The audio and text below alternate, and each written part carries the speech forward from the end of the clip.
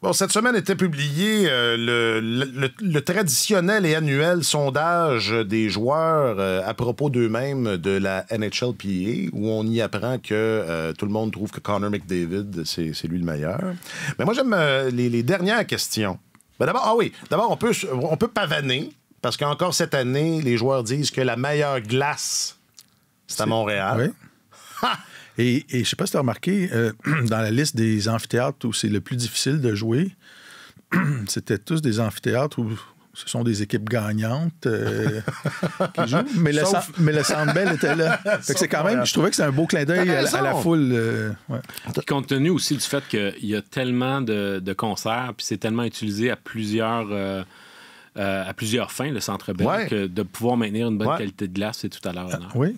Non, t'as raison, parce que c'est ça, c'est un aréna qui est très occupé, et pas seulement pour des affaires de glace, justement. Non, mais bon point, c'est vrai, j'avais pas remarqué que c'était toutes des équipes, tu sais, les arénas aussi le plus difficile de jouer, Las Vegas, Caroline, Boston, Denver. Tu fais, il y a un dénominateur commun. Oui. Montréal. Ah, non, là, ça marche, ça fonctionne plus. Non, mais c'est moi, la dernière question a attiré mon attention. Dans quelle destination internationale aimeriez-vous qu'on tienne des matchs de la LNH? L'Italie, en premier. Là, j'étais comme, bonne idée. Ce sont des épicuriens. Voilà, exactement. Oui. Ce sont dit, si on va jouer une série de matchs en Italie, on va bien manger, on va... C'est ça, des amateurs de pâtes, hein? C'est le repas... comment dire, tout le monde mange des pâtes avant maintenant, non? C'était le cas auparavant, mais maintenant, c'est... il y a trop de glucides. Ah, ouais. Puis il y a beaucoup de joueurs qui évitent le gluten maintenant. Ah, ouais, parce que des pâtes sans gluten, c'est donc bon. Il n'y a rien de plus triste. Après ça, je me suis dit, peut-être parce qu'ils veulent aller aux Jeux olympiques. Tu sais, parce que je trouvais ça, moi aussi, que c'était une belle réponse. Puis après ça, je me suis dit, il y a peut-être un intérêt autre. Mais sinon, l'Angleterre est là, la France également, au dernier rang. J'ai trouvé que c'était une belle ouverture sur le monde. Qu'est-ce qu'ils mangent, les joueurs, s'ils ne mangent pas de pâtes? Je suis sûr qu'une série de 2 matchs impliquant le Canadien à Paris, ça tirerait fort. Il n'y en a pas déjà été question? Oui, ça va arriver. Oui. Je m'attends à ce que le Canadien joue à Paris à l'automne 2025. Genre, c'est aussi précis que ça. Mm-hmm. Okay. Dans les années 80, le Canadien en avait fait quelques-unes des tournées en Europe. Je me souviens, il était allé en Russie. Il y avait eu une bagarre, un match vraiment violent en Russie. Contre l'Armée rouge? Ça se battait à tour de bras. Ah, ouais. Ils avaient été en Suède, si ma mémoire est bonne. Et d'ailleurs, je pense que c'était dans les dernières années de Denis Savard avec le Canadien. Tu veux dire Serge? Denis. Ah oui, parce que ça me dit rien. Puis moi, Denis, je me souviens de ça quand même. C'est ça, mais dans les dernières saisons... Fin des années 80, milieu des années 90? Peut-être début des années 90. OK. Ouais. C'est ça. Puis Denis Savard s'était fait poser une question parce qu'il y avait une rumeur qu'il allait aller jouer en Suisse en fin de carrière. Puis il avait dit non, on est allé au camp d'entraînement, puis je pense pas. Puis là, il s'était fait dire non, c'est pas en Suisse, vous êtes allé, c'est en Suède. Puis il a dit la Suisse, c'est tout pareil.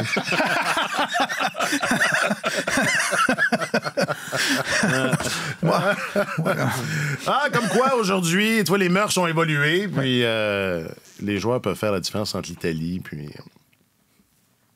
Boston. OK, aujourd'hui, la veille, Lane Hudson est en cours. Patrick s'en va en série et les Coyotes déménagent. C'est tellement OK, épisode 313.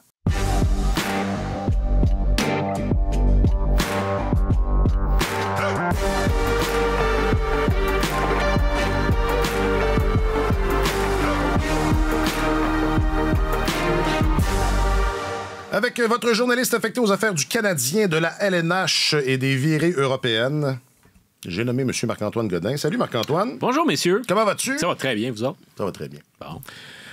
Et également, dans ce balado, il y a votre chroniqueur principal au service des sports. J'ai nommé M. Martin Leclerc. Salut Martin. Bonjour. Je m'appelle Alexandre Coupal.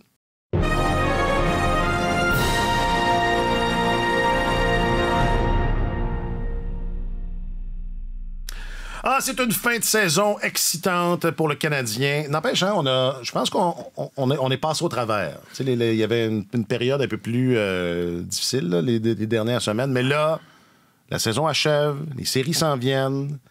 Et dès aujourd'hui, au moment où on se parle même, probablement, à vrai dire, c'est souvent comme ça, Lane Hutson, signera-t-il, ne signera-t-il pas? Évidemment qu'il va signer. Il est peut-être en haut. Non? Ben voyons. Ben écoute, il signe, il est pas en train. C'est pas ça qu'on entend. L'entendez-vous signer? Si on l'entend signer, ça va l'entendre vite. Signe moins fort, Lane, on enregistre. C'est quand même pas... comment il s'appelle donc, le comédien, là, la rue Saint-Jacques, là, ça doit être long de signer son nom. Là, Philippe Audrey, la rue Saint-Jacques. Exactement. Lui, s'il signe, ça peut être long, on a le temps de l'entendre. Ed Millot, c'était plus rapide. Puis Lane, c'était assez expéditif. Ouais. C'est ça. Ça devrait arriver, mais c'est pas... Ça m'apparaît pas comme garanti. Ah ouais? Ben, écoute, les signaux qui sont quand même encourageants, encore cette semaine... Hutson a indiqué à Canadian Press qu'il avait hâte de jouer devant les partisans du Canadien. Mais moi, je suis d'avis de dire, tant que c'est pas fait... On vendra pas la peau de l'ours? Non, parce que ces jours-ci, pas ces jours-ci, mais à notre époque, les joueurs universitaires américains ont vraiment le gros bout du bâton. Ouais. Ils veulent en profiter au maximum de leur pouvoir de négociation. Puis on a vu dans certains cas, Adam Fox, Cutter Gauthier, des joueurs qui finalement ont un peu orchestré les choses pour aller là où ils voulaient aller. Alors, je sais que le Canadien est pressé de signer Lane Hutson parce qu'ils ne veulent... Ils veulent pas se retrouver accumulés au pied du mur, comme disait Claude Ruel. Ils veulent pas se... Je pense qu'ils veulent s'assurer que Lane Hutson n'entre pas dans une perspective où il commence à se projeter dans une autre équipe que le Canadien. Alors... Il faut que ça se fasse rapidement. Ouais. Alors, j'ai bon espoir que ça se fasse, mais à savoir, est-ce que c'est comme on dit en anglais, un slam dunk? Non. Ah oui, OK. Je me garde Je pensais que... Parce que tu as raison de dire que ils ont un pouvoir. Puis ça, on en a parlé souvent. C'est injuste. Mais oui, les joueurs qui sortent de la NCAA ont ces avantages-là. Ça reste quand même rare là, que les gars en profitent. Puis là, je réfléchis pendant que je parle, ce qui peut être dangereux. Mais on dit souvent que les joueurs de hockey sont un peu conservateurs, ils veulent pas... et je pense que c'est vrai dans une certaine mesure. Ils ont tendance à être loyaux à l'équipe qui les repêche. C'est surtout ça qui arrive, non? Mais ils ont l'option. Mais dans le cas de Lane Hutson, là, en 2022, si ma mémoire est bonne... au combine de la Ligue nationale, il se promenait avec son dossier médical pour essayer de convaincre des équipes que ses plaques de croissance étaient toujours... il allait grandir encore. Il était encore en pleine effervescence et qu'il allait encore grandir et qu'il allait prendre du gabarit parce qu'il s'attendait à être boudé ou il savait qu'il y avait des doutes à son endroit. Et le Canadien a misé sur lui. Je pense qu'ils ont fait un suivi serré de la progression de sa carrière. Il est venu participer à des camps de développement à Montréal. Je pense que le Canadien a bien fait les choses. Kent Hughes était là pour le voir jouer aussi. Je serais surpris qu'on n'annonce pas au cours des prochaines heures que Lane Hutson a signé. Et surtout que cette signature-là, s'il signe, on va se dépêcher à lui faire jouer un match parce que ce match-là qu'il va jouer ou ces deux matchs-là qu'il va jouer vont valoir des millions de dollars. Là, on s'entend. Ça permet de retrancher une année de contrat à sa carrière, ça permet d'accéder à l'autonomie plus rapidement. Voilà. Donc, il y a des enjeux, il y a un incitatif financier aussi à signer rapidement. Puis en plus, c'est une organisation qui est en reconstruction et qui est en mesure de lui offrir du temps de jeu. C'est pas comme arriver dans une équipe dominante aspirant à la Coupe Stanley, puis on dit, là, il va falloir que tu prennes ton trou un peu. Alors, je pense que les As sont pas mal alignés. Je serais surpris qu'il ne signe pas, mais s'il ne signe pas, ça va chauffer. Ouais. Ça va chauffer. C'est qu'il y a toujours la possibilité, effectivement. C'est ça. Tu sais, souvent, ça dépend de l'entourage aussi, de qu'est-ce qui... comment il est conseillé, dans quelle direction on l'envoie. Mais tu sais, je pense... je pense que je veux pas non plus créer un sentiment de peur injustifié. Mais non, mais ça sonne. Marc-Antoine Godin croit que Lane Hutson boudera le Canadien. Je le vois, le titre là, sur ces sites web là, qui marchandent du clic. C'est ça. Mais cela dit, le fait que même s'il signe son contrat d'entrée, il n'a pas besoin de jouer un match pour que la première année soit, entre guillemets, brûlée. Alors, il peut... Le simple fait de signer... Juste d'écrire son nom? Ah oui, j'étais sûr qu'il fallait consommer. Il n'y a pas besoin de jouer un match. Le simple fait de signer, à ce point-ci, va pouvoir brûler son année. Je pense que ce serait dans l'intérêt du Canadien de pouvoir le mettre à l'essai immédiatement pour voir à quelle distance de la Ligue nationale il se situe. Alors, dans ce sens-là, le fait qu'il ait perdu hier... contre l'Université de Denver, que Boston University ait perdu contre l'Université de Denver, ça aide un petit peu le Canadien parce que ça lui donne une plus grande marge de manœuvre pour l'amener donc dans un ou l'autre des matchs qui restent, là, entre autres le dos à dos contre les Red Wings de Détroit. Mais je trouve que ça soulève une question éthique. Les matchs de Détroit vont probablement être fort importants, les deux derniers matchs de la saison. Puis tu t'attends quand il y a 4-5 équipes là, qui se battent pour une place en série dans l'Est. C'est extrêmement serré, c'est à la vie, à la mort. Puis quand tu es une de ces 5 équipes-là, tu t'attends à ce que les équipes de bas de classement donnent leur meilleur alignement possible pour y aller à la vie, à la mort, pour l'intégrité du processus. Là, c'est l'intégrité de la saison qu'on fait. Puis là, ben écoute, on a un jeune joueur qui arrive, on lui dit, on te donne des matchs dans la Ligue nationale. Quoique Hudson est un bon joueur. Si remplace Jonathan Kovacevic dans l'alignement, est-ce que l'équipe est nécessairement moins bonne? C'est peut-être meilleur. Peut-être meilleur. Mais tu sais, c'est quand même un joueur de la Ligue nationale. Oui. Mais ça fait c'est un peu... comment dire? Ça fait partie... Ça soulève juste une question. Dans le cas d'Hudson, ça se présente peut-être moins que la saison dernière quand on avait fait jouer... Sean Farrell. Sean Farrell est arrivé. Clairement, tu le voyais jouer. Tu voyais qu'il n'était pas prêt à jouer dans la Ligue nationale, puis on lui donnait des matchs. Hudson, c'est quand même, il a joué dans des championnats, au championnat mondial déjà. Mais je suis tout à fait d'accord sur la philosophie de ce que tu dis, mais en même temps, moi, si je gère une équipe, si je gère une équipe et je veux savoir tel joueur, où est-ce qu'il en est, puis que c'est ça le plus important, ben c'est ça le plus important. Puis, tu sais, je veux dire, l'intégrité mais du sport... c'est pour ça que je te dis que ça soulève... C'est pas noir ou blanc, mais si tu es une des 4 autres équipes et que tu vois que dans des matchs cruciaux où tes opposants peuvent te coiffer... Non, c'est sûr que ça fait partie de l'équation. Ouais. Hey, Marc-Antoine, tu regardais 3 matchs en même temps hier. Tu t'es vanté de ça. Marc-Antoine est rentré. Bon. Moi, je regardais 3 matchs en même temps. Je me suis vanté, oui, c'est ça. T'avais l'air... Non. T'as regardé un peu le match? Oui. Je m'auto-censure moi-même. C'est correct. Oui, c'est très bien. T'as regardé un peu... Je te remercie. C'est pour le bénéfice de tous. Donc, tu as regardé un peu ce match-là. Tu sais, Martin disait Moi, je regardais du golf. C'est ça. Moi, du golf et du hockey, mais pas 3 matchs de hockey. Bon, c'est sûr que c'est juste un match, là, mais tu sais, des fois, Martin disait précédemment, des fois, les gars ont hâte, pas juste Hudson, là, mais quand ils arrivent dans ce tournoi-là, il y a des gars qui peuvent signer leur premier contrat, ils ont un peu la tête à autre chose. Je sais pas, qu'est-ce que tu as pensé de ce match-là? Est-ce que... Ben, je n'ai aucun doute que la tête de Lane Hutson était entièrement au fait de gagner le Frozen Four, sauf que Denver ont fait de l'excellent travail pour mettre de la pression sur Hudson, sur Macklin Celebrini également, puis vraiment couper leur temps et leur espace. Un des challenges qui attend Lane Hutson chez les professionnels, à mon sens, ça va être de pouvoir générer autant d'attaques à 5 contre 5 qu'il en génère en supériorité numérique. C'est un gars qui est très à l'aise lorsqu'il y a de l'espace, puis il en profite au maximum. Alors, dès qu'on est dans une situation d'avantage numérique ou même de 4 contre 4, tu as l'impression que c'est lui qui prend le contrôle de la situation. Est-ce qu'il va se retrouver chez les pros dans une situation où, à égalité numérique, quand on est à 5 contre 5, puis qu'il y a des équipes qui pratiquent des styles un peu plus étouffants, est-ce qu'il va être capable de se manifester autant? Je pense que ça va être un défi. Hier, Denver, même si c'est une équipe à caractère offensif, se sont appliqués de façon très, très précise défensivement, puis ils ont vraiment réduit à néant l'attaque de Boston University. Hudson a été, entre autres, victime d'un revirement qui a mené au but égalisateur. Je ne sais pas à quel point. Il jouait hier avec un espoir des Red Wings ou Willander. Ils ne sont pas habitués de jouer ensemble, ces deux défenseurs-là. Peut-être qu'il y a eu un manque de communication derrière le filet. Mais bref, la passe a été impunément interceptée par le joueur de Denver.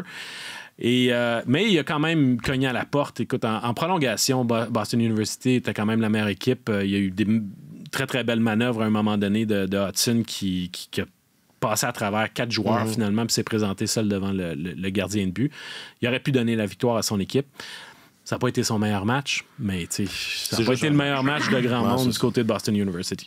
C'est ce qu'on disait. Sur un match, il peut se passer bien des affaires.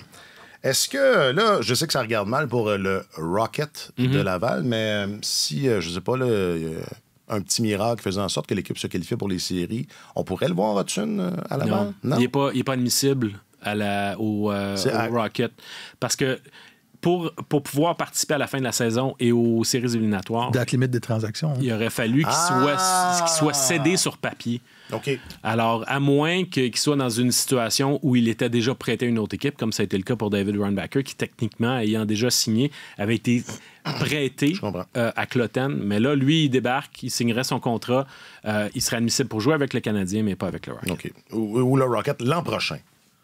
Le Rocket l'an prochain, il n'y a pas de problème. Oui. D'ailleurs, on verra, on risque de le voir un peu. Nous aussi, on risque d'être à même de mesurer à quelle distance il est de la Ligue nationale. Est-ce que c'est 10 pieds, 20 pieds, 30 pieds? On sortira nos rubans. Ça regarde mal pour le Rocket? C'est pas très réjouissant. Hier, ils ont donné 4 buts en deuxième période aux Monsters de Cleveland. Il n'y avait pas un bon match dans le corps, même s'ils ont marqué 2 buts rapides pour égaler la marque. Ils l'ont échappé une fois de plus. Ça arrive très souvent. C'est un peu le contraire du Canadien. Le Canadien est habitué d'essayer de combler des déficits, mais le Rocket avait pris les devants 2-0 et eux, c'est gaspiller des avances, leur spécialité. Et c'est arrivé très souvent. Ouais. Et je sais pas, je suis un peu déçu de la fin de saison du Rocket. C'est une équipe qui est jeune, puis il y a quand même suffisamment de vétérans autour pour essayer d'encadrer cette équipe-là puis aider à exploiter le talent. Puis je trouve que le groupe de vétérans qu'il y a là, il ne m'impressionne pas particulièrement. Dans des situations comme celle-là, c'est eux qui devraient prendre les choses en main. Puis j'ai l'impression qu'il y en a quelques-uns là-dedans qui sont aux abonnés absents. On mentionnait le nom de Sean Farrell. Lui, c'est un jeune. Évidemment, il commence chez les pros encore, mais lui non plus, c'était pas son meilleur match hier. Mais dans des circonstances comme celle-là, tu veux avoir des gars qui s'imposent. Parce que quand tu arrives en séries éliminatoires dans la Ligue américaine, même s'il y a des joueurs de grand talent qui sont plus jeunes, qui ne sont que de passage dans la Ligue américaine, bien souvent, c'est tes vétérans de la Ligue américaine, des gars productifs qui vont t'aider à gagner. Puis là, tu regardes chez le Rocket. Bon, Mitchell Stephens a marqué un but, mais tu sais, Stephens, Philippe Maillet, je pense que c'est un peu une déception. Lias Anderson, que le Canadien était allé chercher. Ouais. Ces gars-là, tu dis à un moment donné, là, ce serait bien qu'ils en donnent un peu plus. Puis Jean-François Houle, l'a un peu dit aussi après le match. Là, c'était pas mal ça, son commentaire. Est-ce que Florian Jacquet pique ta curiosité, Martin? Écoute, Jacquet, je l'ai pas vu jouer cette saison. Je l'ai vu jouer au tournoi des recrues à Buffalo. Je trouve que c'est un joueur qui a un beau potentiel. À Buffalo, par exemple, il essayait de trop en mettre. Là, je pense que le nom Jacquet dans le dos... Gène. Ouais, le gène. Et ça m'avait... je pense qu'on en avait parlé ensemble. C'est plus le fun pour une équipe d'avoir un tigre que de devoir peindre des lignes sur des chats. Vrai, ouais. Mais c'est ça, il n'avait pas montré tout ce qu'il était capable de montrer au tournoi des recrues parce qu'il avait passé beaucoup de temps à brasser des joueurs ou à se mêler dans des altercations. Il a connu une très, très bonne saison dans les rangs juniors. J'ai hâte de le voir. C'est un drôle de contexte aussi pour arriver avec une équipe de la Ligue américaine dans le dernier droit. Mais c'est une ligue de développement, donc... j'imagine qu'on va lui donner des matchs un peu. Et je suis étonné, ou agréablement, qu'on l'ait fait jouer au centre et qu'il a connu beaucoup de succès à cette position-là. Alors, j'ai hâte de voir le reste de l'expérience, mais en le regardant jouer, tu vois que ce gars-là comprend ce qui se passe sur la patinoire, qu'il y a des beaux atouts et tout ça. Mais ça va être juste de contrôler. De doser. De bien doser les. Et puis Harbour va pouvoir lui donner quelques conseils en ce sens-là. Moi, je suis pas sûr qu'il est encore en position de conseiller, Harbour. Des fois, il y a de la difficulté, mais Harbour Xhekaj, c'est un atout, je pense, précieux pour le Canadien parce qu'il y a quelque chose que les autres ne possèdent pas, mais c'est ça, il faut apprendre à doser ça parce que pour deux choses. Un, parce que ça met ton équipe dans le pétrin quand tu doses pas bien, mais deux, c'est parce que tu t'exposes à des blessures aussi où tu peux raccourcir ta carrière si tu passes ton temps à te mêler de choses qui ne devraient pas survenir. Fait qu'il faut apprendre à choisir ses moments. C'est une question de maturité. Mais c'est vraiment un joueur qui apporte quelque chose aux Canadiens. Les adversaires ne se comportent pas de la même façon quand il est là. Et quand il y en aura deux, ça va peut-être être intéressant encore plus. Jacques-Alexis veut absolument que je statue que là, on a le shérif, c'est Harbour, le pocket shérif. Florian. OK, d'accord. On part, ou le ça. député. Les députés, oui, c'est ça. Ah! Ben, ouais, c'est meilleur. Pourquoi Jack? Ça, c'est meilleur, ça. T'aurais dû me... Ouais. Donc, le shérif et le l'assistant shérif. Ou le maréchal, ou je sais pas quoi. Mais, en fait, ce qui est intéressant chez Florian Xhekaj, c'est que, d'une part, c'est clair qu'il y a eu une éclosion au plan offensif cette année à Brentford. Il a fini la saison vraiment en force. Je pense à 28 points. 28 points à ses 18 derniers matchs de saison régulière. Alors, je trouve ça intéressant, mais c'est surtout le côté robustesse, le côté papier sablé. S'il montre qu'il sait jouer, que c'est un bon joueur de hockey, qu'il a une bonne tête, puis un bon flair, une bonne compréhension du jeu, le fait qu'il ait de la robustesse dans son jeu, c'est un atout pour le Canadien parce que c'est pas un élément dont le Canadien regorge dans son groupe d'attaquants. Quand tu regardes à Montréal, il y a Michael Pezzetta qui est comme ça. À Laval, il y a Lucas Condotta pourrait être comme ça, d'une certaine manière. Il peut répondre à ce profil-là un temps soit peu. Et peut-être qu'il va jouer des matchs en Ligue nationale à un moment donné. Luke Tuch, qui à Boston University, sans être nécessairement beding-bedang, a quand même une certaine robustesse dans son jeu. Il a un bon gabarit, bonne vitesse. Puis là, alors, si Tuch signe lui aussi avec le Canadien, ça pourrait être un joueur de plus de ce style-là. Et puis, tu as Florian Xhekaj qui débarque. À un moment donné, je pense que si le Canadien veut progresser, ce serait bon qu'il ait dans le bas de son alignement, par exemple, sur son 4e trio, ce type de joueur-là. Puis idéalement, tu voudrais des gars qui sont meilleurs que Michael Pezzetta. Puis je pense que Tuch et puis potentiellement Xhekaj peuvent être ces gars-là. T'sais. Alors, je ne sais pas à quel point ils peuvent être bons. Je ne sais pas à quel point ce qu'on a vu de Florian Xhekaj offensivement cette année est le prélude à quelque chose de plus. Mais à tout le moins, c'est pas juste un écervelé qui fait juste penser à frapper tout le monde. Il est capable de jouer au hockey. Là. Alors, juste dans le mélange des genres, je trouve ça intéressant qu'ils se joignent à l'organigramme du Canadien. Non, comme tu dis, l'attaque du Canadien est surtout reconnue pour l'inverse. Ben oui, c'est ça. L'exact contraire. Hey, on va terminer ce tour d'horizon des espoirs avec la bonne nouvelle, parce que si Lane et Luke sont éliminés dans le Frozen Four, j'allais dire, c'est pas une licorne, Jacob Fowler, mais souvenez-vous le plaidoyer vibrant de ce recruteur dont j'oublie le nom, de cette petite vidéo des coulisses là, que le Canadien a partagé. Comment il s'appelle? Billy Ryan. Ça, c'est un nom. Comment je fais pour... Il faut le faire oublier, ce nom-là. C'était le petit vidéo que le Canadien avait diffusé sur les coulisses du dernier repêchage. C'est ça. C'est pas une licorne pour les mêmes raisons, mais c'est un cas, Fowler. Puis encore, il a blanchi l'équipe adverse. Oui, Boston College a remporté sa demi-finale 4-0 contre Michigan. Fowler a signé un blanchissage. Très bien fait dans ce match-là. C'est une vidéo très intéressante, celle qui a suivi le dernier repêchage, là, puis le plaidoyer de ce recruteur-là, Billy Ryan, qui était très passionné. Moi, le ton, ça arrive dans des rencontres de recruteurs à un moment donné où il faut que tu défendes tes choix, que tu sois prêt je ne veux pas dire mettre ta tête sur le bio, mais quand même t'exposer. Oui, à t'exposer. Puis, moi, je regardais cette vidéo-là, puis je me disais, si ce gardien-là est un flop, tout le monde autour de la table va se souvenir de cette discussion-là. Puis la prochaine fois qu'il va lever le ton, parler d'un joueur, il y a quelqu'un qui va lui rappeler. Mais bon, mais là, c'est le contraire qui est en train de... C'est une expérience, c'est une très bonne expérience, mais je veux juste... 926 de moyenne d'efficacité, 4e meilleure moyenne dans la NCAA cette saison. Mais je veux juste rappeler... il a fait ça avec une équipe dominante, avec une des meilleures équipes au pays. Je faisais le décompte tantôt. Là, l'attaque dans les rangs universitaires américains, c'est pas aussi explosif. J'ai compté comme 30 ou 35 gardiens qui avaient des moyennes d'efficacité de 910 et plus. Là.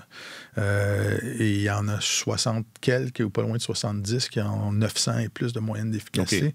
Alors, il faut en prendre et en laisser. Puis je voulais juste soulever en comparaison. Il y a 2 ans, on avait 2 gardiens québécois qui étaient en liste pour le titre de meilleur gardien sur la scène nationale dans la NCAA. Yaniv Peretz avait eu...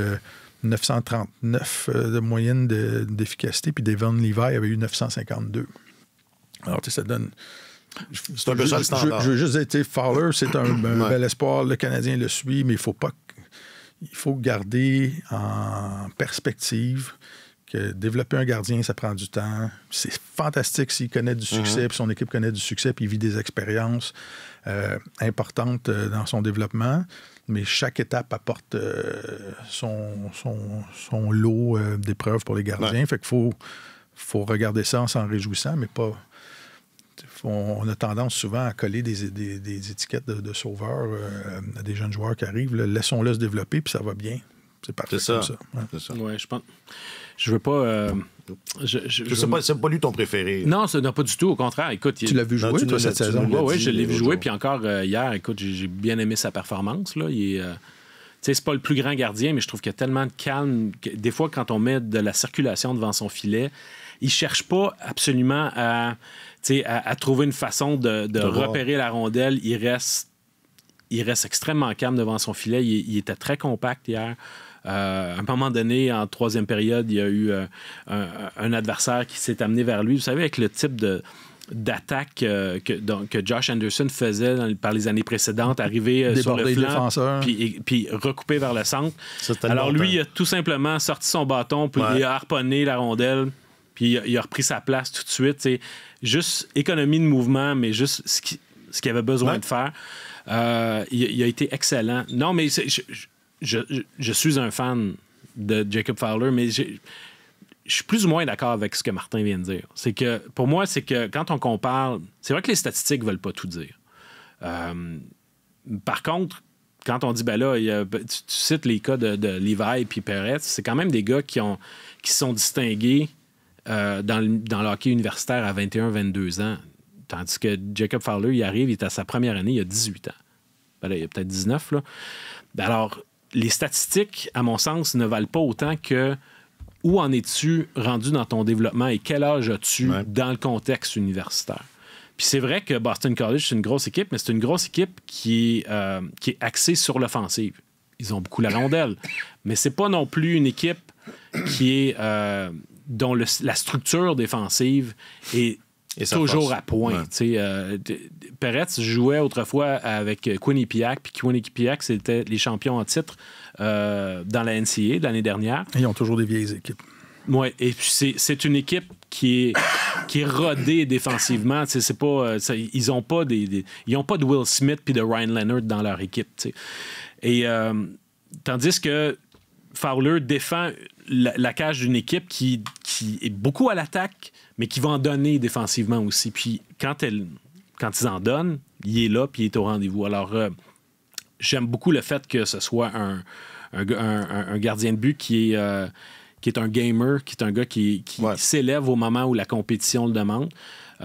C'était l'argument, il me semble, clé de Billy Ryan. C'est ça. Fait qu'on verra ce que ça va donner en finale. Ils vont affronter Denver, qui était finalement Denver était l'équipe qui a marqué le plus de buts cette année. Je pense que c'est la seule équipe qui a marqué plus de buts que Boston College. Okay. Alors, en principe, ça devrait être un match à caractère offensif, mais je m'attendais à ça dans les deux matchs. Puis finalement, tu regardes Denver, Boston University à 2-1, ça n'a pas été la pétarade. Oh, on avait le même bizarre, ça. La pétarade! Ça n'a pas été la pétarade. Devon Levi, sa saison de 952, c'est à 19 ans. C'est pas un grand écart. Il y a eu 930 quelques l'année suivante, à 20 ans. OK. Mais je comprends quand même. Et je trouve que c'est en passant, une observation. Je trouve que c'est un phénomène particulier dans la NCAA. On voit de plus en plus de joueurs de 17, 18 ans, 19 ans, alors qu'auparavant, c'était une ligue vraiment... Tu jouais pas à cet âge-là. C'est ça, tu jouais carrément pas, là. Et il y a donc de plus en plus d'espoir de premier plan qui choisissent d'aller dans la NCAA parce qu'ils savent qu'ils vont jouer à 17, 18 ans, 19 ans et pouvoir profiter de cette fameuse tour de passe-passe d'écouler une année de contrat, etc. Et les équipes de la NCAA, donc, vu qu'ils ont des joueurs plus jeunes et qu'il y en a plusieurs, des joueurs dominants maintenant qui partent en plein milieu de leur séjour, de leur stage universitaire pour aller signer dans les rangs professionnels, je pense que c'est pas étranger à la réflexion au sein de la NCAA de dire on va ouvrir nos portes aux joueurs qui proviennent du hockey junior majeur canadien pour... renflouer les... écoute, relever le niveau de jeu. Je pense que forcément, ça va relever le niveau de jeu. Je parlais à un dirigeant d'équipe de la Ligue nationale la semaine dernière qui me disait ça va être un gros changement, ça, parce que moi, je pensais que mes fils allaient pouvoir jouer en Division 1. Puis là, si les portes du junior majeur canadien s'ouvrent, je ne suis pas sûr qu'ils vont jouer là. Je trouvais que c'est une reconnaissance par la bande. OK, le niveau de jeu va être plus élevé. Mais il y a vraiment beaucoup plus de mouvements. C'est plus une ligue où les gars arrivent et font 2, 3, 4 ans, finissent, signent des contrats à la fin de leur stage universitaire comme joueur autonome. Il y a vraiment des gars qui partent tôt et ça ouvre une porte tout à fait nouvelle pour les dirigeants des équipes d'accueillir les joueurs juniors, si ça se fait, puis ça finit par se faire. Je suis sûr qu'on n'avait pas notre balle rapide à ce soir. Mais c'est sûr l'autre équipe agit avec beaucoup d'urgence. On n'a pas matché ça, je te dirais, une bonne partie de la game, mais j'ai aimé notre troisième. On a gardé les choses simples. J'ai aimé notre désavantage. Le désavantage nous a donné une chance de rester dans le match. Sam, il a joué un bon match. Ça aurait été le fun d'aller chercher l'autre point. Là, mais en général, là, une game sur la route comme ça contre une équipe qui se bat pour les séries, là, nos intentions étaient là, mais il nous manquait un petit peu notre balle rapide à soir. C'est quoi la balle rapide? Hein? Ben, écoute, c'est une métaphore générale ou il parle... Ben, on voudrait pas parler de baseball en ta présence. Là. Non. Ben non, on peut. Non, mais ça veut dire... Je comprends pas la métaphore. Tu comprends pas la métaphore? Ben, pas que je comprends pas, mais je veux dire... Des fois, après un match, ton partant numéro 1 connaît une sortie difficile, puis dans le vestiaire, après la rencontre, dit j'avais un peu moins de vélocité, je l'avais moins... Mais ça veut dire que c'est... Alors, il dit qu'ils n'avaient pas leur meilleur staff. Okay. C'est ça. Entre okay. C'est ça. Cela dit, ça n'a pas été une mauvaise semaine pour le Canadien. Je disais tantôt, là, on voit la lumière on voit la lumière au bout du tunnel, mais le Canadien qui a eu une plutôt bonne semaine. Puis, justement, Saint-Louis le disait, je veux dire, les Islanders, ben, ils sont plusieurs équipes là, à ne pas pouvoir se permettre de perdre des matchs, puis elles en perdent allègrement. Là, mais c'est quand même un défi. C'est un défi de taille hier là, pour le Canadien. Oui, puis surtout après la correction que le Canadien a servi aux Flyers de Philadelphie, le cliché, c'est de dire gardez-vous-en pour le prochain match. Fait que c'est sûr qu'il y a un peu de ça, parce que le Canadien n'a pas non plus le type d'attaque en ce moment qui lui permet de rêver à marquer 9 buts à tous les matchs. Mais ce qui m'a frappé, une des choses qui m'a frappé, c'est que le Canadien n'a pas eu d'avantage numérique dans un deuxième match de suite. Et c'est la deuxième fois de la saison que ça arrive. C'est très rare dans une saison du Canadien qu'ils vont passer 2 matchs de suite sans supériorité numérique. Puis là, c'est arrivé 2 fois dans la même année. C'est assez étonnant. Puis de l'autre côté, c'est sûr qu'il y a l'indiscipline qui rentre en ligne de compte aussi. Fait que tu sais, t'as des thèmes récurrents au sein de cette équipe-là. Mais c'est vrai que de manière générale, tu sais, quand on regarde les points positifs, même si le premier trio n'avait pas sa balle rapide hier, ils se sont quand même distingués à certains moments. Je trouve que Juraj Slafkovský a encore joué un bon match. Alors, la fin de saison de ce premier trio-là m'apparaît très encourageante pour la suite des choses. Puis, tu sais, je vous l'ai dit souvent, là, pour moi, c'est les meilleurs jeunes de l'équipe, ceux sur qui le Canadien va bâtir, puis ceux vers qui il va se tourner au fil des prochaines années, c'est eux que j'observe en fin de saison. Puis pour moi, c'est important que ce soit ces joueurs-là qui finissent sur une bonne note. Et c'est certainement le cas du premier trio. Oui. Ouais. D'ailleurs, je vends la mèche. Là, on va emballer la saison la semaine prochaine. Puis moi, un de mes thèmes, ça va être le problème de cette équipe-là, c'est les vétérans du bottom six. Mm-hmm. Alors, c'est heads up. Heads up. Écoute, heads up, on verra. Le remède n'est pas toujours évident à trouver. Non. Mais sur ce match-là, hier, premièrement, ça se termine 3-2 en prolongation, mais Samuel Montembeault a joué un match exceptionnel. C'est dommage que ce soit terminé sur un mauvais but en prolongation, là, d'un angle fermé.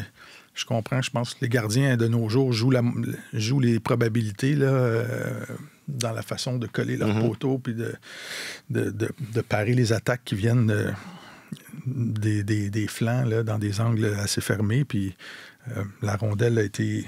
Palmieri a placé la rondelle dans une petite lucarne. Il n'y avait pas beaucoup de place. Mais bon, Montembeault a joué un match exceptionnel. Possession de rondelle, je pense que c'était 72-73% pour les Islanders dans ce match-là. Mais ça m'a fait sourire un peu en prolongation parce que, tu sais, quand je dis qu'on ne regarde pas les matchs de la même façon, quand l'équipe et le discours qui revient tout le temps, c'est la reconstruction, etc. Première présence sur la patinoire en prolongation hier. Si ma mémoire est bonne, oui, le jeu est arrivé assez vite. C'était Suzuki et Dvorak qui se sont présentés en attaque sur un 2 contre 1. Et le jeu, la rondelle est allée à Dvorak. Dvorak n'a pas fait le jeu, c'est traversé de l'autre côté. Et je me disais, je vais faire abstraction des jurons, mais qu'est-ce que Dvorak, qui n'a pas joué depuis des mois, que c'est son deuxième match, fait sur la première présence? C'est une bonne question. En prolongation. Alors que si le Canadien avait été dans une course aux séries, dans un match à la vie, à la mort, et que ça s'était produit, tout le monde, aujourd'hui, sur les lignes ouvertes ou tout ça, dans les analyses de match, soulèverait la question. À quoi a pensé l'entraîneur en faisant ça? Alors, tu sais, là, je laisse ça là-dessus, tu sais, ça peut...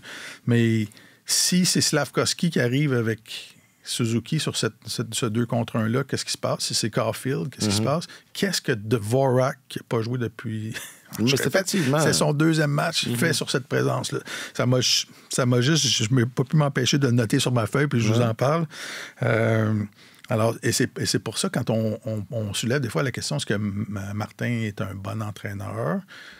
Moi, je pense, tu sais, on a ses qualités d'enseignant et tout ça, je pense que le travail qu'il a fait avec les jeunes joueurs, c'est exceptionnel.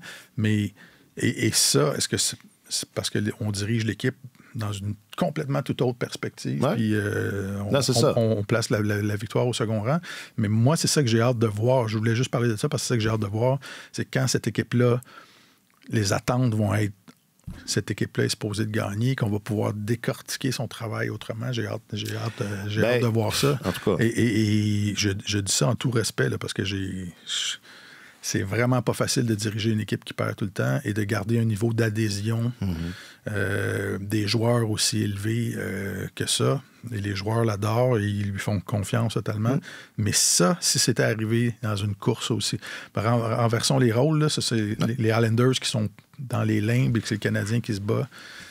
Et que le Canadien perd ce match-là, on en parlerait. Mais c'est un exemple précis de...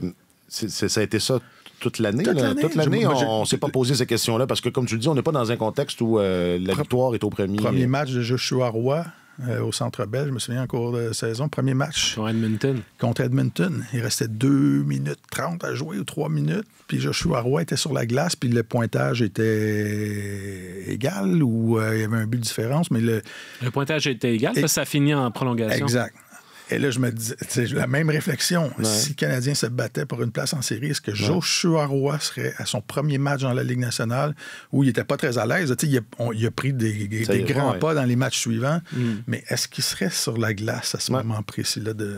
Cela dit, puis là, je veux pas qu'on ne fera pas le tour de tous les exemples, mais un argument aurait pu être que, justement, on est dans un contexte de développement, pourquoi pas? Tandis que l'exemple de Dvorak, j'ai pas de contre-argument. Moi, ce qui m'est passé par la tête, en fait, j'ai pas souvenance du mouvement de la rondelle après la mise en jeu, mais je me disais, est-ce qu'il a été envoyé là parce qu'il est le meilleur du Canadien pour les mises en jeu? Puis selon l'emplacement de la rondelle, une fois que la mise en jeu va être gagnée, il va rentrer au banc.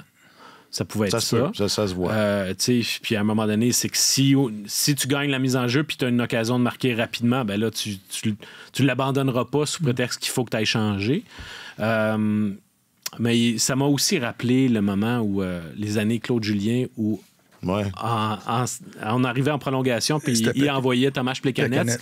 Puis là, tu te dis, ben, dans le fond, on envoie des joueurs à caractère un peu défensif pour essayer de survivre à la première vague d'attaque aux meilleurs attaquants adverses. Puis après ça, ben nous, on va pouvoir renchérir avec les nôtres. Je ne sais pas s'il y avait un peu de ça. Ça fait penser à Dominique Ducharme. Dominique Ducharme aussi était comme ça. En fait, ça a été... Il y a eu une longue tradition parce que Dominique Ducharme, lui, une fois que Plekanec était parti, il faisait ça aussi avec Philippe Danault. Oui. Alors, il y en a été question dans Tellement Hockey, je m'en rappelle. Mais comme bon se doit, il y a une équipe de hockey, ils essaient de gagner des matchs, il y a un balado de hockey, on en parle, c'est comme ça que c'est supposé marcher. Là, enfin. Et tout ça sera aussi au menu, donc, pour le grand remballage la semaine prochaine. Allez, juste un mot sur Patrick. Ah, Patrick. What a guy!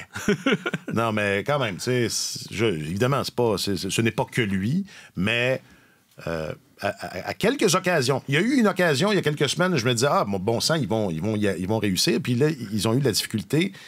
Et le narratif, ça a surtout été que ce serait pas facile pour cette équipe-là de se tailler une place en série. Et là, ben, c'est pas fait, là, mais... Ben, ça regarde drôlement bien, finalement. Puis, tu sais, c'était assez étonnant. Je pense qu'ils ont eu 7 défaites de suite à un moment donné. Là, ils viennent d'en gagner 6 de suite. Alors, à un moment donné, c'est des montagnes russes. On a souvent parlé du fait que... Et ils ont eu une série de victoires comme ça, il y a comme 3 semaines où ils ont connu 5-6. Alors, c'est tout le temps l'un ou l'autre. Et c'est drôle parce que pour l'instant, ils se tournent beaucoup vers Semyon Varlamov. Le vétéran gardien, qui n'est plus le gardien numéro 1. C'est Sorokin qui, évidemment, qui, à juste titre, prend la pôle à Long Island. C'est un des meilleurs gardiens de but de la Ligue. Mais c'était l'homme de confiance, Varlamov, c'était l'homme de confiance de Patrick Roy au Colorado. Puis là, je le regarde prendre le filet en fin de saison, puis peut-être qu'il va également jouer sa part de match en séries éliminatoires. Puis ça m'a rappelé le Canadien 1987. Qu'à un moment donné, vers la fin de la saison, on avait commencé à laisser de côté Patrick Roy au profit de Brian Hayward. Puis je me suis dit, tiens, Semyon Varlamov, c'est un petit peu le Brian Hayward des Islanders en ce moment. Alors, on profite, on garde la bride serrée sur le plus jeune gardien qui a un plus gros potentiel, puis on se tourne vers le vétéran à court terme parce qu'on a besoin de résultats maintenant. Non, mais écoute, c'est excellent. On est soufflé. Et honnêtement, quand tu arrives dans le dernier droit comme ça, tu y vas avec le gardien qui stoppe les rondelles, tu te poses pas de questions et tu fouettes, la vache. Tant que la vache est debout. Exact. Et les Pingouins font ça avec Nedeljkovic. Il est rendu à 10 ou 11 départs consécutifs, puis les Pingouins continuent d'avoir du succès. Écoute, ils vont le faire jouer jusqu'à temps qu'il meure. Ils en placeront un autre devant le filet après ça, puis c'est correct. Alors, Jarry a perdu l'ubu. Écoute, t'es sur une séquence, là. À un moment donné, la gestion de l'énergie, puis tout ça, ce sont des beaux concepts, là, mais celui qui gagne, ce sont eux qui doivent jouer. Alors, c'est ça. Et Pittsburgh pourrait très bien... ça aussi, il faudra s'extasier de ça si les Pingouins réussissent à verrouiller leur place. Bon, Martin, je le dis souvent, je dis ça pour me vanter, là. Ça fait plusieurs années qu'on travaille ensemble.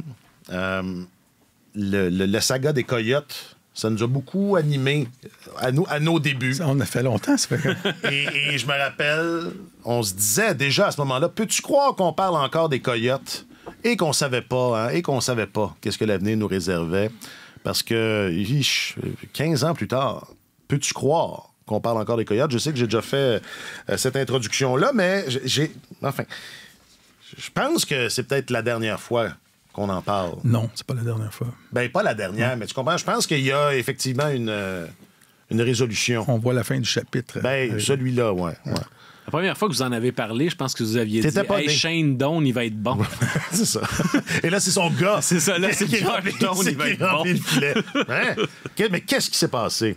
Ouais, ben, écoute, je considère que c'était annoncé, là, c'était écrit dans le ciel. Oui, mais aussi vite, pensais-tu que ça allait se faire aussi vite? Mais là, j'en parle comme si c'était fait, mais... Je me souviens d'une chronique que j'ai écrite au début de février où, quand M. Smith, le propriétaire du Jazz de l'Utah dans la NBA, avait publié un communiqué pour dire « Nous sommes prêts, on veut une équipe de l'expansion, on réclame une équipe de l'expansion, on serait prêt à avoir une équipe la saison prochaine. » Je me souviens... Et que par magie, la Ligue nationale avait répondu à ça dans les heures suivantes par un autre communiqué en disant « Oh, nous savons à quel point M. Smith et son épouse sont passionnés, on les a rencontrés et on a hâte de travailler avec eux. » Là, je paraphrase. Mais c'était pas mal ça.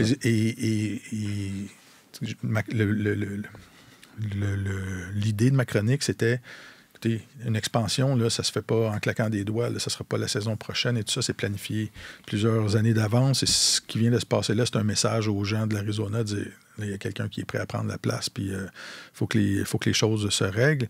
Et là, cette semaine, comme par miracle, ça semblait presque orchestré. Il y a plusieurs sources différentes qui se sont mises à parler. Du fait qu'au sein de la Ligue nationale, on envisageait un déménagement. On a évoqué que la Ligue nationale travaillait sur 2 scénarios de calendrier pour la saison prochaine, que les membres du bureau des gouverneurs avaient reçu un mémo pour dire, pour les mettre au fait de ce qui se passe. Puis là, on parle même là, que la Ligue nationale sert d'intermédiaire entre Alex Meruelo, le propriétaire des Coyotes, et M. Smith pour la vente de l'équipe, etc. Et ce qui m'a le plus frappé cette semaine, c'est le changement de discours de la Ligue nationale. Depuis 15 ans qu'on en parle, le discours a toujours été « On est content de la situation en Arizona, c'est un bon marché, on a confiance, ça va bien. » Et là, Bill Daly a dit cette semaine « On fait face à une situation, à un défi et une situation... difficile. Alors, c'est pas du tout la même affaire, le même message. Ouais. Alors, je pense qu'honnêtement, et en plus, cette semaine, mercredi, il y avait les dirigeants des représentants du CIO qui étaient de passage à Salt Lake City pour faire la dernière visite avant d'octroyer les Jeux olympiques de 2034 à Salt Lake City. C'est-à-dire qu'il y a un nouvel amphithéâtre qui va être construit là pour la tenue des Jeux olympiques. Alors, on dirait que tous les astres se sont alignés cette semaine. Moi, je pense que c'est une question de jour avant qu'on annonce. Oui, puis le gouvernement de l'Utah a octroyé une subvention ou a libéré 500 millions de dollars pour soit la modernisation d'un amphithéâtre à Salt Lake City ou pour la construction d'un nouvel édifice. Donc ça aussi, tu sais, quand tu as un propriétaire jeune, motivé, qui a les poches pleines, et tu as des entités publiques qui sont en plus disposées à mettre de l'argent sur la table, mais ça, c'est des conditions gagnantes aux yeux de la Ligue nationale. Puis, à partir du moment où le bruit commence à circuler, là, ça peut se passer très, très vite. En 2011, quand les rumeurs de transfert ont commencé de façon sérieuse pour envoyer les Thrashers d'Atlanta à Winnipeg, il s'est déroulé 40 jours entre le moment où Gary Bettman a dit « Je m'attends à ce que les Thrashers restent à Winnipeg, restent à Atlanta », et le moment où ça a été entériné par le bureau des gouverneurs, puis le transfert était officialisé. C'était officiel, c'était pas... Fait que ça n'a pas traîné en longueur. Mais vous allez peut-être trouver ça ironique, mais c'est une saga qui n'en finit plus. Et pourtant, je suis surpris un brin du timing. OK. Parce que... je pense, Bettman a tellement voulu que ça fonctionne en Arizona, étant donné la grosseur du marché, puis une fois que les Coyotes vont être partis, ils vont essayer de revenir. Oui. Et puis là, ce qui s'attendait de la part d'Alex Meruelo, c'était qu'il fasse un dernier effort pour pouvoir essayer de trouver un nouvel édifice aux Coyotes, leur trouver un domicile permanent. Alors, ça aurait très bien pu, on aurait pu tourner la page quand il y a eu un référendum l'année dernière qui a torpillé un projet précédent à Tempe. Mais là, il doit y avoir une enchère pour un terrain qui est mise à l'encan. Puis l'enchère a lieu le 27 juin. Puis je me dis, est-ce que c'est à partir du moment où la date de l'enchère a été officialisée que là, le discours a changé? Parce que 27 juin, si tu dis, ouais, mais là, la Ligue nationale ne veut pas rester au Mullet Arena, là, c'est clair que c'est 4600 places, il n'y a personne. Mais en même temps, c'est que si Meruelo ne remportait pas la mise ou cette enchère-là, puis que la Ligue nationale décidait de se revirer de bord puis de déménager les Coyotes, tu peux pas prendre ta décision le 27-28 janvier. Ouais. Il faut que tu la prennes avant. Mais sauf que là où ça m'étonne, c'est que s'il réussissait à remporter cette enchère-là, puis à dire « Oui, j'ai acheté le terrain, puis on va le construire, puis notre plan va aller de l'avant », pour que finalement, on se revire de bord puis qu'on dise, non, finalement, peu importe ce qu'il y en est, peu importe le cheminement de M. Meruelo, on va répondre à la séduction, à la grande séduction de Ryan Smith, puis on va déménager l'équipe à Salt Lake City. Je trouve que le pivot a somme toute été rapide. Ouais. Puis je pense que c'est ça. Je trouve que toute la question de l'enchère autour du terrain me semble un enjeu intriguant. Ben, moi, je me demande si à la limite, ça n'a pas juste été une feinte de la part des gens de l'Arizona, cette question d'enchère-là, juste pour pousser la Ligue nationale dans ses derniers retranchements, pour dire là, vous allez négocier sérieusement avec nous pour la vente de l'équipe et tout ça. Je trouve ça curieux qu'une semaine après qu'on ait annoncé, lancer le site Internet, dire nous avons un projet, acheter le terrain, voici un complexe de sport, divertissement de 2 ou 3 milliards qu'on va construire entièrement à nos frais. Monsieur Meruelo, je pense, ça fait quelques années qu'il y a une cible dans le dos, là, les histoires de climat toxique, de factures pas payées, divers fournisseurs. Ils ont été chassés de leur aréna parce qu'ils ne payaient pas leur bail, qu'ils ne s'entendaient pas avec les autorités de Glendale. On s'entend qu'il n'y avait pas d'autres locataires valables, là, des occupants réguliers valables. Ils ont préféré les chasser. Puis c'est difficile, quand tu diriges une ligue, de te débarrasser d'un milliardaire qui possède une équipe. Regardez ce qui est arrivé à Washington dans la NFL, combien de temps ça a pris avant de se débarrasser de M. Snyder et tout ça. Et je pense qu'ils l'ont laissé s'épivarder. Là. Ah, tu as un projet à Tempe avec un référendum, puis tout ça. Vas-y, ils lui ont donné de la corde et tout ça. Puis là, ça n'a pas marché. Puis ils l'ont laissé se peinturer dans le coin. Mais là, et de voir le directeur exécutif de l'Association des joueurs aussi à la pause du match des étoiles vilipendé, c'est rare que tu vois ça, là, dire que c'est pas comme ça qu'une ligue professionnelle doit être gérée, c'est épouvantable. Alors, je pense que c'était écrit dans le ciel, là, puis là, il est un peu dans un coin, M. Meruelo. Il a payé cette équipe-là, quoi, 400 millions ou quelque chose du genre. Il l'a pas payé très cher. Ouais. Et là, il va la vendre au prix du marché, là, probablement au-dessus $1 milliard sans trop se donner de problème. OK. Ils vont le tasser. Mais donc, ce que tu dis, c'est qu'il il a un peu appelé son bluff. Oui. Ouais, ça a du sens, sauf que ça m'étonnerait que... parmi les choses les fuites qu'on a entendues, il était question qu'on lui offre une fenêtre de 5 ans. C'est ça, c'est ce que j'avais compris aussi. Ou s'il fait dans les démarches de ramener le hockey en Arizona, il y aurait comme un droit de premier regard pour être l'éventuel propriétaire d'une équipe d'expansion en Arizona. Je trouve ça très farfelu parce qu'effectivement, c'est que si la Ligue a perdu confiance dans ce propriétaire-là, si la communauté a perdu confiance en ce propriétaire-là, et Dieu sait qu'il n'est pas très aimé, M. Meruelo, dans la région de Phoenix, je m'explique mal cette démarche-là. Je trouve ça un peu bizarre. Puis surtout que tu vends une équipe à 1 milliard, puis tu dis, ben là, si tu veux en racheter une, Ça va être 1,5. Ben là, c'est ça. Ça va être plus cher. Il n'y aura pas de joueurs dedans. Ou du moins, non, puis il va falloir que tu construises ton aréna. Tu sais, c'est un petit peu... c'est étrange. C'est assez alambiqué comme projet. Je serais surpris que moi aussi. Ça se produise. Donc, il y aura peut-être... alors, ce sera vraiment la fin d'un chapitre, parce que si on veut ramener une équipe en Arizona, ça va être avec... ça risque d'être avec un nouveau casting. Oui. Puis, autre chose, je parlais du changement de discours des gens de la Ligue nationale. Les gens des Coyotes n'ont pas répliqué à ce qui se passe présentement. La semaine dernière, c'était le lancement sur les réseaux sociaux. Voici notre complexe, etc. Puis une invitation aux gens, écrivez à la mairesse pour faire pression qu'on obtienne le terrain. Puis là, il y a des rumeurs de déménagement. Si c'est pas fondé, la première chose que tu fais comme organisation, c'est non, on veut à dire à nos partisans, écoutez, arrêtez, là, on ne bougera pas d'ici. Là, c'est silence total. Alors, l'écriture est sur le mur, comme disent les Chinois. Et j'aurais pas vu mon match de la Ligue nationale au Mullet Arena. C'était mon projet.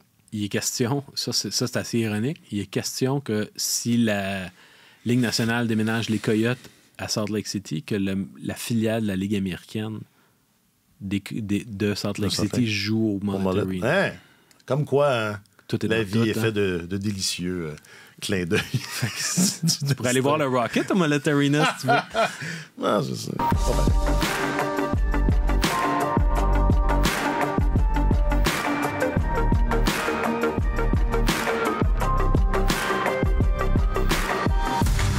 Êtes-vous déjà allé à Salt Lake? Jamais. Ça va être sur ton horaire l'année prochaine, ça? C'est sûr qu'on va dépêcher quelqu'un... Il le faut. Ben oui, prépare-toi psychologiquement. Ben, je suis pas encore allé à Seattle. C'est où? C'est même pas clair dans ma tête, c'est où exactement l'Utah? C'était aux États-Unis. Oui, non, juste. Je parlais des joueurs de hockey qui ont le goût de l'exotisme. Salt Lake City, Barcelone, c'est tout pareil. Non, mais je veux dire, aux États-Unis, c'est comme au milieu. Merci, Denis. Merci. J'imagine que c'est comme au milieu, parce que dans le fond, c'est le milieu que je connais. C'est à gauche, c'est à l'ouest du milieu. C'est à l'ouest du milieu. Parce que le milieu, c'est le Kansas. Ah, OK. Alors, c'est à l'ouest du milieu, puis un petit coche au nord. OK. Donc, je pense que ce serait... À vue de nez, je te dirais coincé entre le Colorado puis les Dakota. OK. Genre. OK. Ah, bon. Ça m'aide. Ça m'aide à me situer. Puis ils vont appeler ça comment, cette équipe-là? Faudrait que j'aille voir mes cartes, là. Non, mais je pense que t'étais proche. Ouais. D'ailleurs, c'est ça, Smith Ryan. Oui, enfin, on y reviendra. Qui a invité les gens à trouver un nom à lundi. Ça aussi, c'est assez... Il faut que tu sois confiant un peu pour... Mais je sais pas... Pour piquer comme ça. En tout cas, j'ai pas d'idée. J'ai pas d'idée pour un nom. Pensez-y, peut-être. On y reviendra. J'ai que des mauvaises idées. C'est pas vrai. J'ai plein d'idées. Ben oui, mais je peux pas les. c'est pas l'endroit. Tu vas prôner la liberté religieuse, là. Oui, c'est ça. Oui, c'est ça. Entre autres. Marc-Antoine Godin, je rappelle que tu es notre. Je vais parler dans mon micro. Je rappelle que tu es notre journaliste affecté aux affaires du Canadien, de la LNH et bientôt du centre des États-Unis. Merci pour tout ça. Ça me fait plaisir. Merci pour tout ça. Et Martin, tu vas y aller toi aussi, j'imagine. Aux Jeux olympiques, certainement. Ouais. Martin Leclerc, tu es notre chroniqueur principal au service des sports. Merci également. Vraiment un plaisir, messieurs. Notre phare dans la nuit. Voilà, notre rock, notre pic, notre péninsule. Cyrano. Notre conclusion. Notre conclusion. Jacques-Alexis Bernardin et... Ah oui, Alex. Jacques-Alexis Bernardin est le réalisateur de cette émission. Merci, Jacques-Alexis. Je m'appelle Alexandre Coupal. Passez une bonne fin. Sur tous les terrains et sur tous vos appareils, Radio-Canada Sport.